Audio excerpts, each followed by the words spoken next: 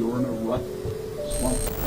No, I don't feel that way. I felt great coming into today's game. Like I said, I felt like our plan was really good. Felt prepared. I got to be better for my teammates, and I understand that, and I put a lot on myself to do that, and I got faith that it'll happen. The Jacksonville Jaguars and quarterback Trevor Lawrence are an absolute embarrassment. Starting this season 0-4 and looking like one of the worst teams in the league, when going into this year they were seen as maybe a borderline playoff team and a contender for a division title in the AFC South. Now, it has been a pretty big roller coaster ride for Lawrence since he has entered the NFL. Back in 2021, his rookie season, he really got a mulligan for it because of Urban Meyer and that clown show that he had as a rookie. And I do understand that. I was an advocate for not really pouring too much blame into Trevor Lawrence in his opening season. The coaching staff was awful. The talent around him was not good. But Lawrence himself, he also did not perform super well as a rookie, more interceptions than touchdowns. But again, he was given a mulligan for that season, so it was kind of a wash.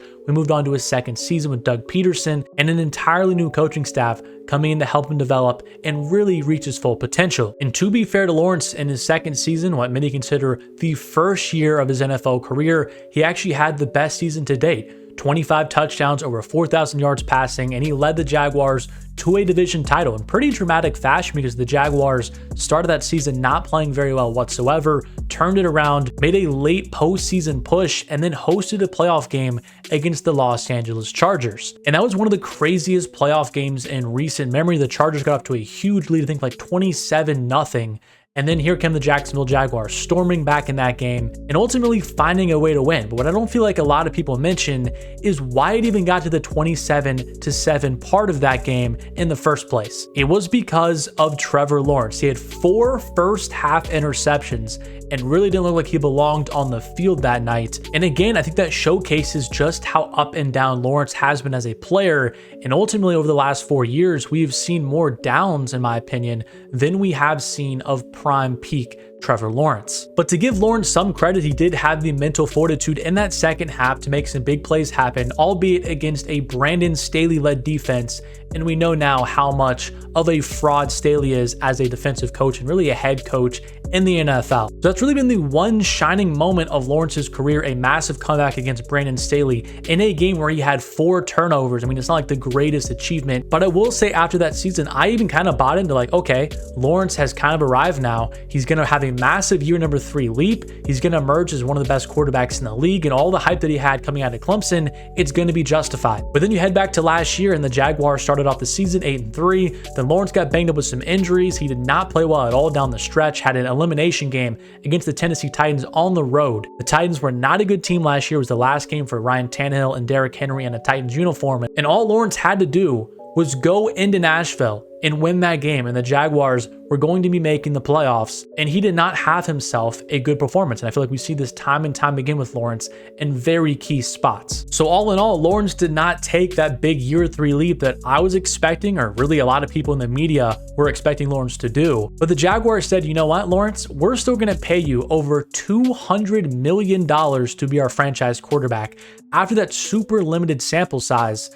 And right now, 4 games into the 2024 season, that contract looks like one of the biggest jokes in the entire sport. Obviously, you have the situation with Deshaun Watson, all of his guaranteed money, that trade, that is a disaster. You have the Russell Wilson deal a few years ago with the Denver Broncos. But if this keeps unraveling the rest of the season, heads into next year as well, because I'm sure Doug Peterson, he's going to be ran out of town. He's going to be kind of the scapegoat for this season. Lawrence's contract could easily find its way up there if he continues to play like this. I mean, he is struggling to throw for 200 yards in a game. He's only done it 1 time this season so far. And it's not like the Jaguars have a lack of weapons. They have a new first-round pick wide receiver in Brian Thomas Jr. They have Christian Kirk in the slot. He's a very serviceable player. They brought in Gabe Davis from the Buffalo Bills this offseason to be their wide receiver too. They've got Travis Etienne and Tank Bigsby in the backfield. Their offensive line hasn't been great, but it definitely has a decent amount of resources put into it where it's a solid enough unit for a $200 million quarterback to rise above the occasion and make some things happen. And we just have not seen that yet. Now, there has been a lot of talk about Press Taylor and Doug Peterson. Who's calling the plays? Are they doing a good enough job? And I do think that's a fair criticism that you can make, that maybe the offensive scheme for the Jaguars and the timely play calling is not there. But at the same point, you can also watch Lawrence individually, just for the player that he is, and see that he's missing routine throws. I mean, he had a couple against the Texans just this past Sunday that could have won them the game, but Lawrence is just missing wide open wide receivers down the field, and that can just not happen if you're touted as a generational $200 million quarterback.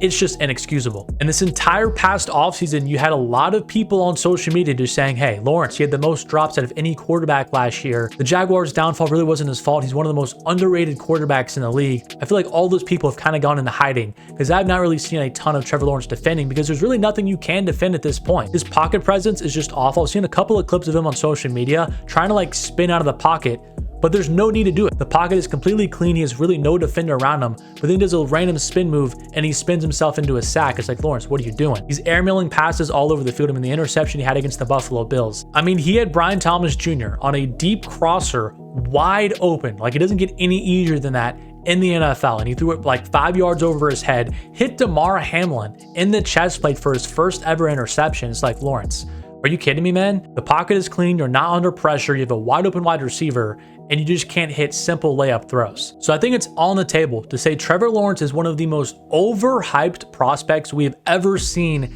enter the NFL. Obviously, I don't think he fits under the bust category. I mean, that's like Zach Wilson, Ryan Leaf, Josh Rosen, those types of quarterbacks that can't even like be on an NFL field. But again, Lawrence was seen as like a can't miss prospect, a guaranteed home run hit. And so far, 3.25 years into his career, and he just looks completely overwhelmed. And the Jaguars at 0-4, they have no chance to make the playoffs. I think only one team ever has done that. I think it was like the San Diego Chargers around like 20 or 30 years ago.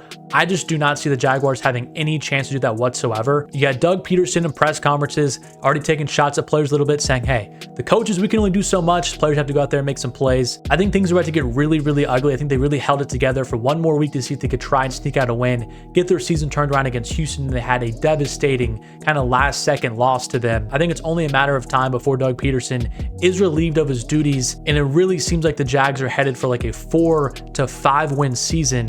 Maybe even worse than that, which is crazy to say because they still have, a good amount of players on that team. So ultimately, Lawrence's deal hasn't even really kicked in yet because he still hasn't even played on his 5th year option yet. Remember, this is only year number 4 for Lawrence. The Jaguars could have waited 2 more years before giving out this massive extension to him, but they decided, hey, we want to get ahead of the market, pay Lawrence ahead of time, and we've seen so far how that's worked out. But I do think it's clear that Lawrence is at least going to get 1 more season, probably 2 more seasons, no matter what happens. So Jacksonville was likely a top 5 pick, an entirely new coaching staff. Then the pressure really gets put on Lawrence with his contract kicking in, with this being year number 5 now for Lawrence, his 3rd head coach. He would really have to show some drastic improvement for the Jaguars and for really everybody to feel like the Jaguars are getting a good deal with the amount of money that they paid him. I've seen Bill Belichick's name thrown around a lot recently for the Jaguars. I don't really think it makes a ton of sense. I think at this point, your biggest thing you're trying to do as an organization is save your quarterback and just try to get the most out of them. And at this point, I don't know if Bill Belichick is really in the business of developing a quarterback, even if that means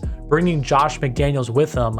I just don't know how that whole dynamic is really going to play out. I think getting somebody like Ben Johnson or Bobby Slowick, who's in the division coaching up CJ Stroud, one of those coaches might just be the best bet for them to try and just maximize what Trevor Lawrence can be. But I want to know what you think about Trevor Lawrence, and if you think he can turn it around this season or even later into his career, or if you do think at this point he's really reached a no point of return and he's going to be known as one of the most overhyped players to ever enter the NFL. Let me know what you think in the comment section down below. But subscribe to the channel if you are new, drop a like on the video if you did enjoy it, and as always, thank you so much for watching, and I'll catch you guys in my next one.